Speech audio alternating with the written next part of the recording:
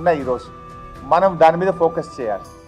ఇలా గుండాయిజం పెరిగిపోయింది రాష్ట్రంలో. నిన్న కూడా 2 ఇవి జరిగినాయి బైసాబ్, మానభంగాలు జరిగినాయి ఈ రాష్ట్రంలో. అత్యాచారాలు నిత్య కృత్యం అయిపోయినాయి.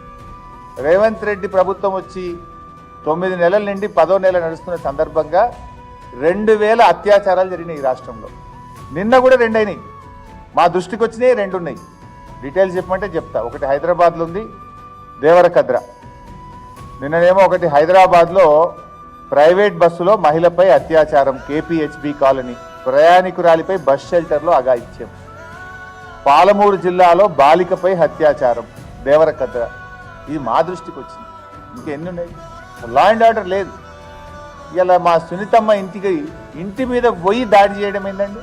ఇంట్లో పడుకున్న వాళ్ళ మీద పటాకులు పేల్చి తలుపులు తీయించి ఇంట్లో ఉన్న వాళ్ళ మీద దాడి చేస్తారు. కనీసం పోలీసు పట్టించుకోదు. వీడియో